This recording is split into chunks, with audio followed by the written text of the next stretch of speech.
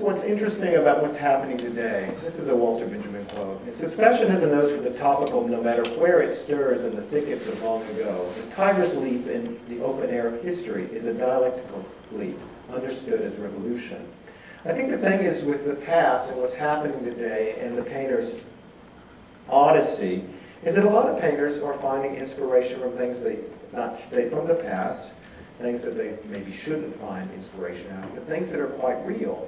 And nothing is more interesting today in the past than this kind of plethora of things. I mean, my book stacks are that big, and I step over them, and then even going through there, thousands and thousands of ways that I can leap into the past, and thousands of inspirations. And we're not in this teleological timeline where I'm stuck having to be a contemporary artist. I can be adorable, or I can be awful, or I can be a lover of Bouguereau, or I can be a lover of Monet, or I can be a lover of all things. And I think a lot of this sort of frisson and this sort of agitation that's happening in the arts, and this sort of pluralism that we're seeing right now, is something that is unique to our period in history, and we have to embrace it. And one is the technical aspect of Icon being able to bring the Walters in a new light to Santa Barbara, and no one snickering, and everybody coming and looking at these things very earnestly. But another one is just allowing ourselves to be individual and to be trained and to be unabashedly curious about what is happening in the past. And I think this sort of started out with interesting people that are unexpected. I mean, I cannot think of the more anti-Bouguereau in the world than Cy Twombly. But poor Cy Twombly gave this title Leda in the Swan, and really wanted to sort of appropriate some of the allegorical influences of the past, things that he wanted to take, ideas that were sort of traditional, and add his own sort of anti-tradition or whatever. I don't have a lot of sympathy for it, but I do find it an interesting occurrence.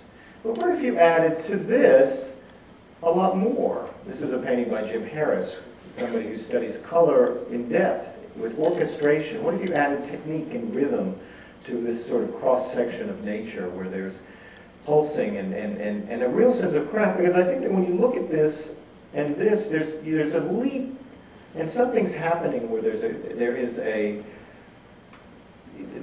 something that's harking back to that same kind of thing that I want you to look at what I'm doing for a long period of time.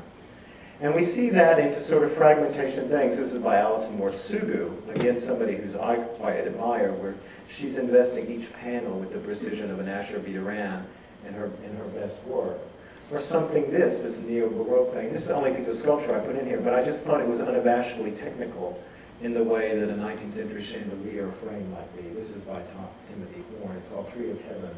Or even Kenda Wiley with this sort of Baroqueness that's happening all over. This is called the King of the Hunt, and that's 2006. Or crazy things like Laurie Hogan.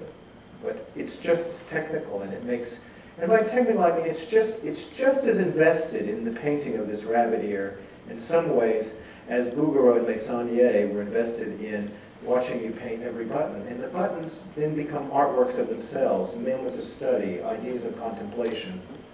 Or something like Julie Heffernan's self-portrait, Sitting on the World, where you have this Baroque. It's really, we're sitting on the precipice of a revolution, of something that is mining history, that where the tiger has brought back some kind of prize, and it is painting again. It's beauty, it's complexity. Even with John Curran, you see elements of the Baroque in his pictures.